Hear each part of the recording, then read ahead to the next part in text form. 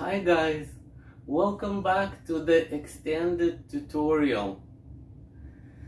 I am painting a landscape painting and we've gone through a bunch of steps in previous videos, and let's continue resolving different things today.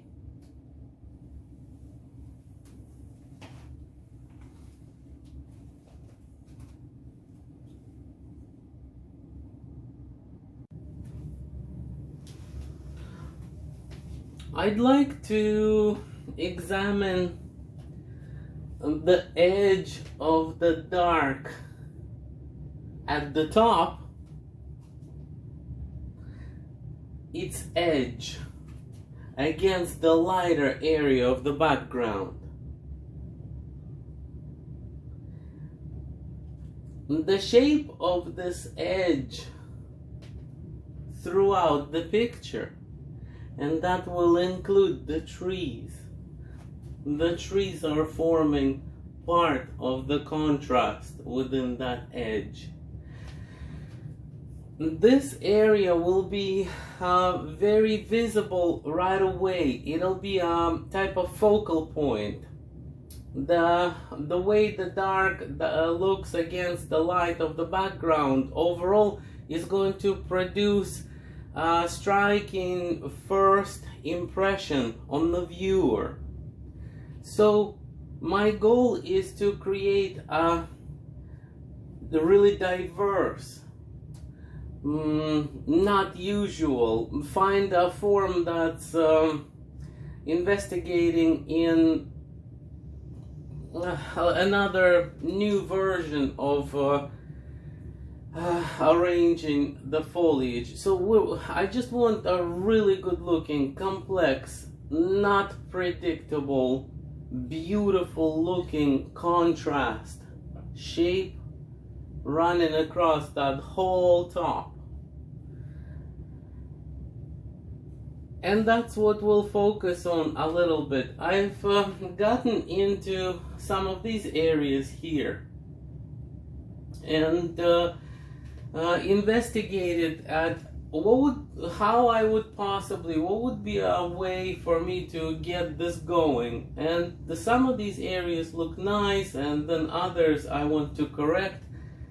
And let's bring some of that action to here.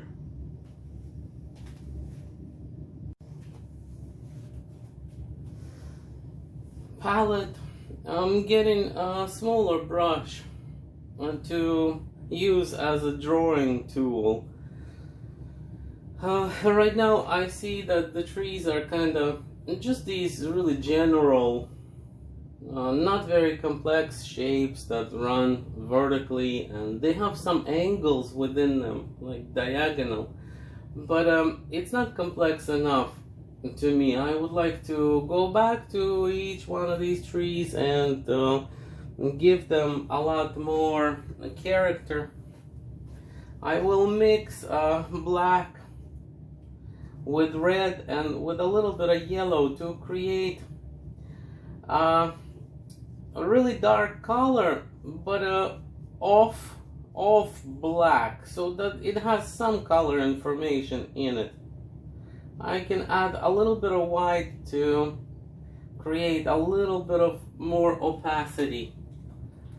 And I keep the palette fresh by spraying my palette and colors with the spray bottle. This extends the drying time of acrylic paint by a great deal, so the paint doesn't get gooey and dry, and the brush doesn't dry out, and so I can keep running the painting process a lot like what would happen with oil paint, except my surface of the picture will be a bit drier, but the palette and the colors remain not very dry at all.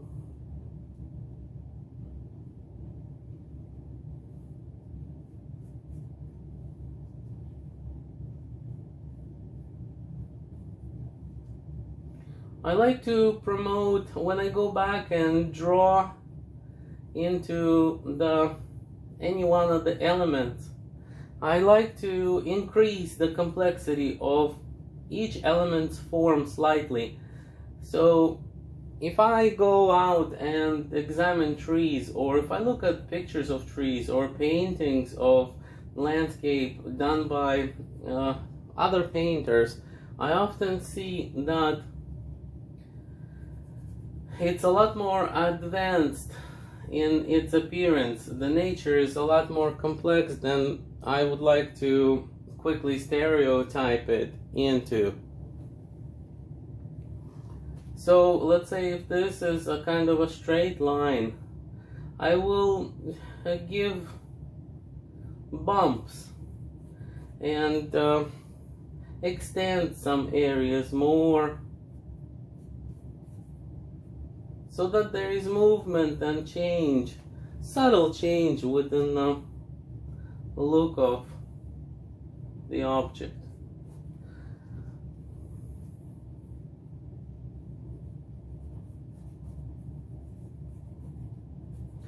I begin with a swift and kind of rough painting. I'm kind of not too, I'm not worried at all about messing anything up, because this is, it's quite early. There is really no need to create restrictions. This is a continuous creative search at this time. I can invent new additions to my elements of the trees. Let's say, I have a feeling here, I want to move, creating branch and further complexity, and I'm connecting the trees, really connecting them to that edge of the foliage that I was talking about, the dark here, so that there is a continuity of dark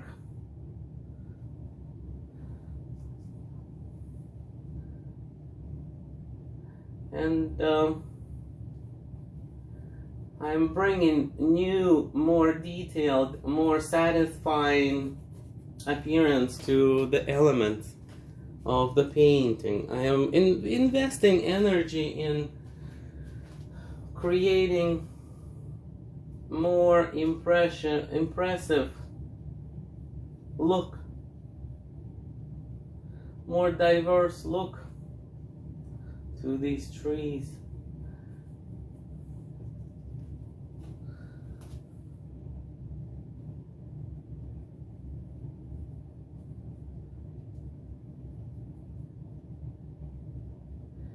Before I set out to do any painting, like today, I carefully examine the progress. I carefully examine what I created since yesterday, or since the last session that I was working on the painting. And I looked at my reference. I look at my favorite painters, masters who I hold at high esteem, the masters I learned from by just being inspired by them. I'm looking at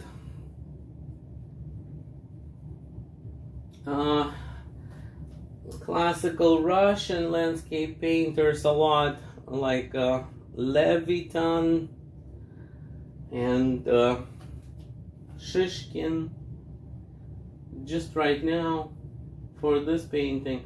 And I am noticing, how did they resolve the form? How did they, what kind of shapes they used when they painted trees? What colors did they use?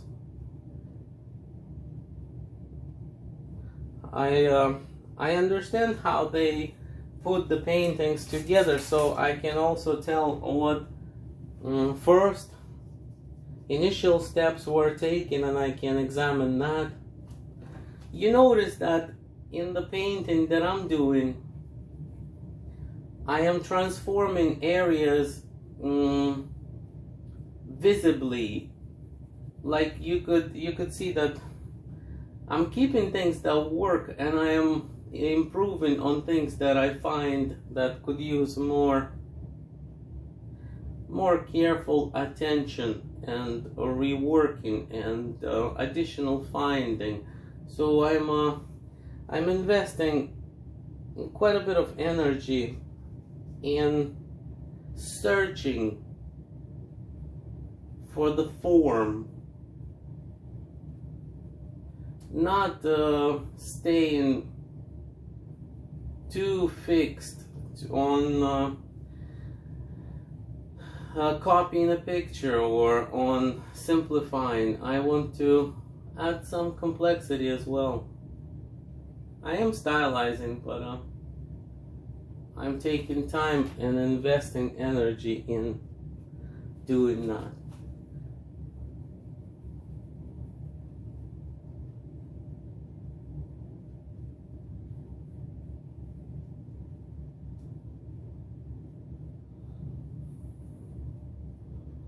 You can notice that I am shifting away from a straight vertical angle on these objects, and I'm giving them a little bit more dynamic angles so that they do a bit more of an expressive dance on the canvas here.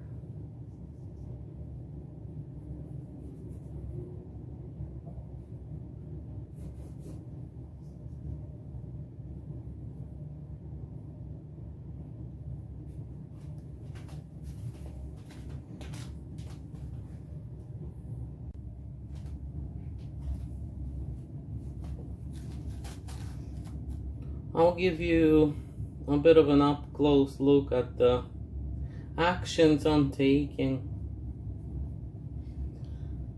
What colors? What colors am I using right now? What am I mixing? I am mixing within the dark palette. So the darks, lots of black right now. In this painting, I am using black. It is legitimate. It's okay to use black. There are paintings where we can take a strategy not to use black as well. So black is mixed with yellow and red to produce variations of dark green, dark brown. Sometimes a kind of purple gray comes in that we've been noticing. And right now I am crafting the edge of the silhouette of dark that's contrasted against the lighter background. That's going to be one of the instruments that will promote a three-dimensional look to my painting. I'm using a smaller brush right now because I am focusing on just that setting up some particular detail to the edge of this shape and to draw out the trees. I want to have the finer tool at this time so that I can draw with it pretty much. So I'm moving away from general and going into particular. This is already starting to get, this project is getting into the detail stages. This is where the labor hours are actually gonna come in. I will really need to flex my creative painterly muscle to get somewhere at this point. I got a really good start. I got an understanding of what I'm doing, and now it's about patience, diligence, interest, boosting my own interest in the work that I'm doing, getting really excited about painting, and then showing up to put in the hours. So I am showing you some steps I'm taking initially, and then I'll take it from here, put in some hours into shaping the rest of the edges and the trees, and then I'll show you what that looks like, and then we'll move to next step.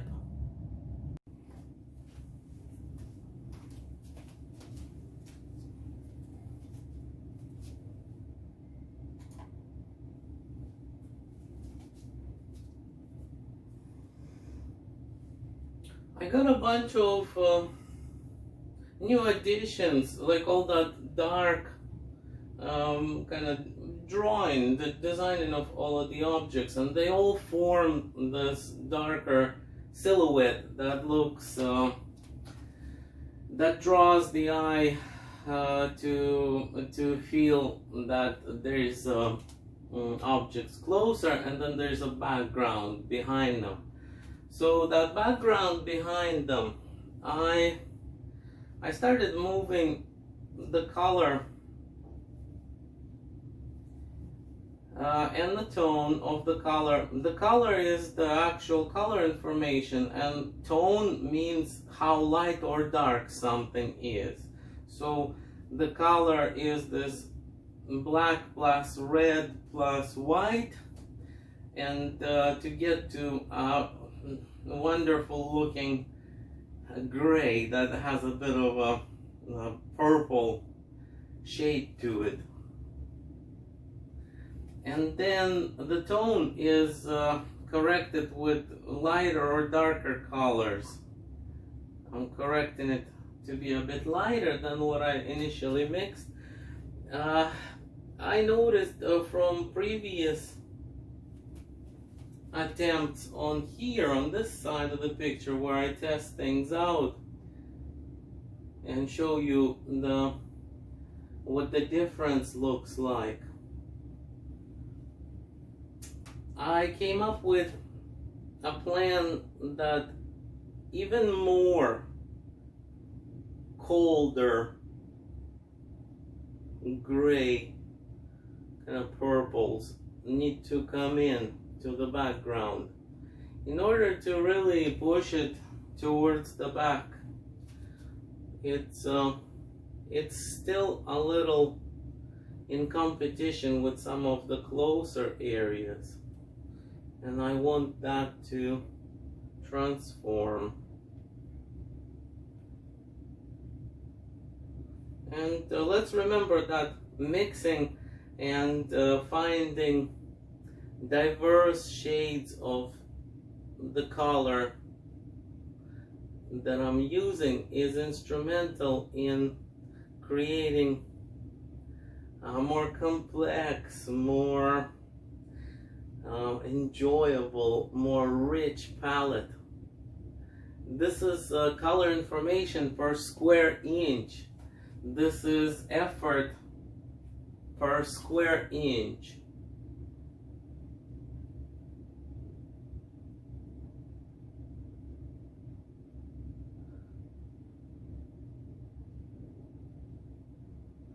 So I will take a while to bring a lot of this purple gray into behind the trees area. And I don't want to repaint everything. I'm choosing just some areas to use that color. Not all. I want to save the color information that's already there to interact with the new additions. And the logic behind it is to find lighter and darker areas to show how light hits clusters of greenery. Let's take a look out the window. Let's take a look at a picture of your landscape and find that each shape has a dark, mid-tone, and a light. So that's what we're looking for. We're looking for slightly lighter, maybe mid-tone areas to bring into all of the shapes in a far away area of the painting.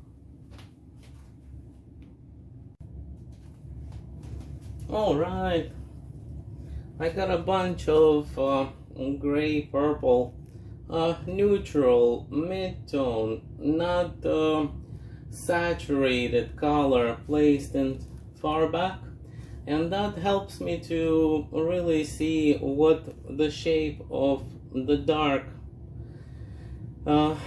mass, the dark silhouette of the trees and the foliage that I'm actually using. So now that I see it so contrasty, there's so much contrast between these darks and the background, now I need some transition for that. There's gotta be a little bit of three-dimensional feel to the trees. Maybe the far back trees, they could be lighter than close-up trees. And how would we show that? I'm going to like a red and yellow and a bit of white and a bit of previous green to get some reds in there, some browns in there. And this is color solution. This is where color theory starts to act. A red or anything that has red will look a little bit more close, a little bit more visible against any green, for example. And color complexity, maybe the trees have lighter areas and darker areas, and I'm just starting to bite into this and starting to set things in motion towards a bit more detail, a bit more richness,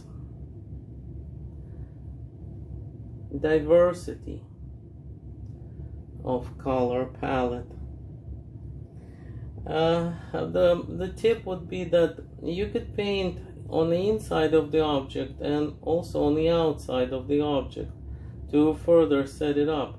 So if I find that I want to change the shape of my object, or if I want to increase contrast of color, make a color lighter beside this color, then I'll paint from the outside. Then I'll take the color of the inner portion of the object and I'll work from the edge over towards the middle. And there's that back and forth all the time, actually. Painting, this style of painting, this method, it's not a style, it's more like a method. Method is a consistent step-by-step process that could be understood and explained and learned. So method, I'm using a skill set, and there's a methodology, there's a step-by-step portion to it. So style is more about appearance, and method is more about the steps I've taken. So in this method of painting,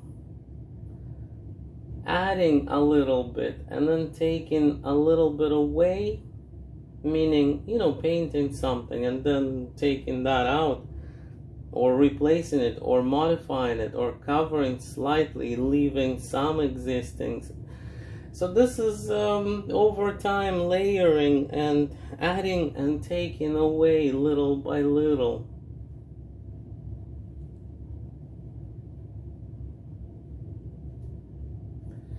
And I'm getting into the mode of creating these diverse shades of color that I am resolving the trees with. And the further back trees will be less evident, less visible than the up close ones. So I want to invest in adjusting how light or dark they are, figuring out effective color for that, and also embedding some three-dimensional properties. So maybe little by little these trees will also gain an area of highlight. Here's a quick example.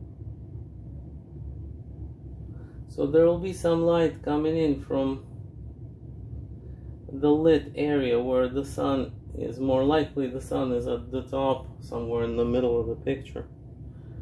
So there's going to be some sunlight coming through and hitting the trees subtly in some areas. But that all of that detail is going to be done more towards the closer to completion. It is not a good idea, according to this method, to get caught in details and finalizing any one thing before overall cohesive, continuous, satisfying process is starting to emerge. And I'll go ahead and build these trees up and spend a couple of hours maybe.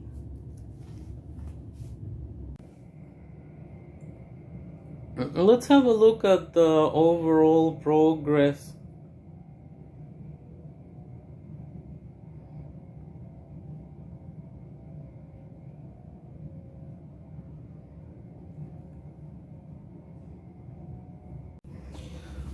Please notice what details have been coming in and how the painting is progressing.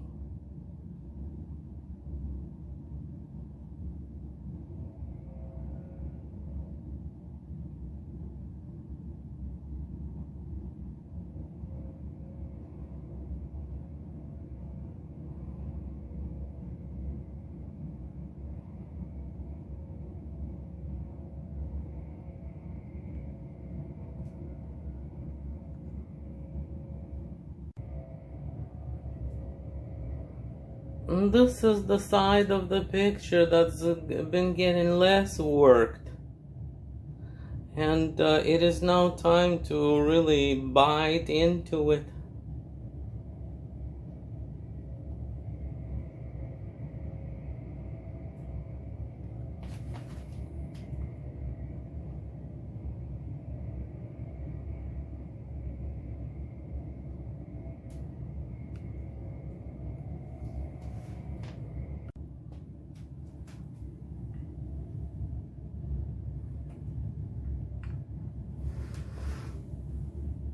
Hey guys, let's look at what my hand with the brush is doing here. So it is now more of a detailing stage. What does that mean? So even more, I want to be even more attentive to how each area relates to another area. Let's say the darker areas here, they represent the depth of shadow within the ground, within the grass, let's say. It's really an area that has a dark appearance, but the lighter strokes of paint, the lighter green and purples and red browns and other variations, the gray, they are still a little choppy. They still look a little out of place and not all that tied in with the darker area. So I am just tying things together more. I am spending time to go back to this area with my darker mixture of color that I was using, or a variety of that mixture that I was using within the shadow. And I am now really slowly and really carefully transforming things that don't appear to be very well connected and have a flow to them. I am now getting them to have that flow. So break up flat areas a little bit. Rely on the transparency of the medium, layering with the thinner coats of paint where you can brush over something and you can still see previous paint, and you can see the addition of new information over it.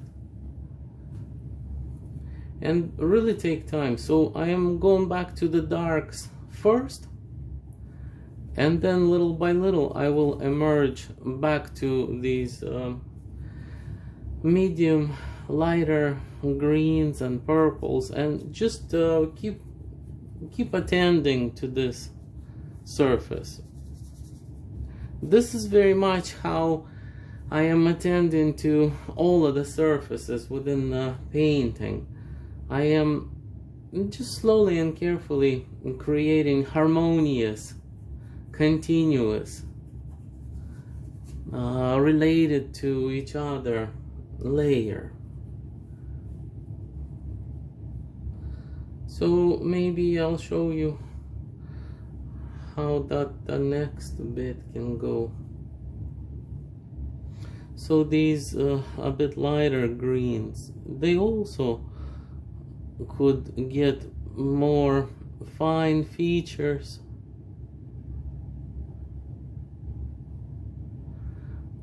It's really easy to determine where you need to put any information when you look at your reference. You can see where lighter areas exist.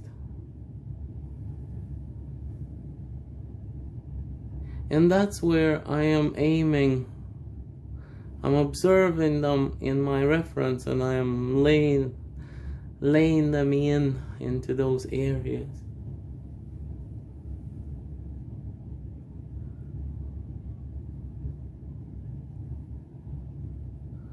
And this is gonna be nearly a finished look to this area, and then later some details will go over top of that, like maybe branches of tall plants that will be painted right into that surface. But that's setting it up for what's behind, what's underneath, a really beautiful painterly surface of the play of light and dark within the grass, interpreted into brush strokes.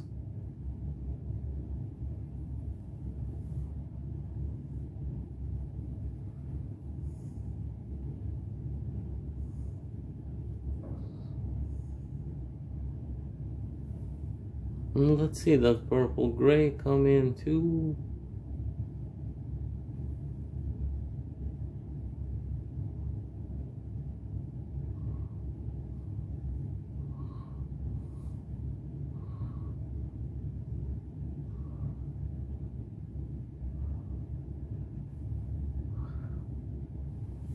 I will be working on this for a good couple of hours, good hour. Then I'll take a late lunch break or early dinner, and then I'll rest a little bit. Then I'll go back to painting.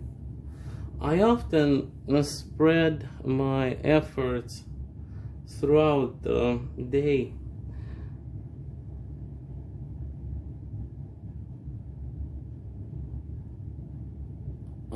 I kind of always liked sitting at my paint station and painting away, and have had these kind of activities throughout my life. I like to be stationary. This is definitely a good job for people who like being stationary.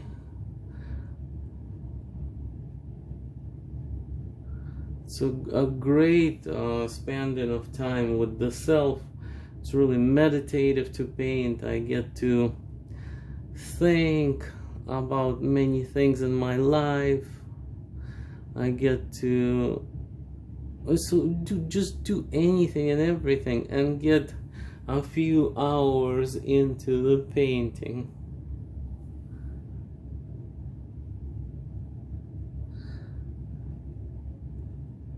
I encourage you guys to leave comments. I will respond to those who are seeking advice on their project. If you started art projects and you want to contact me and ask me questions, go for it. I'm available and I'm happy to do that. And thanks for spending time with me.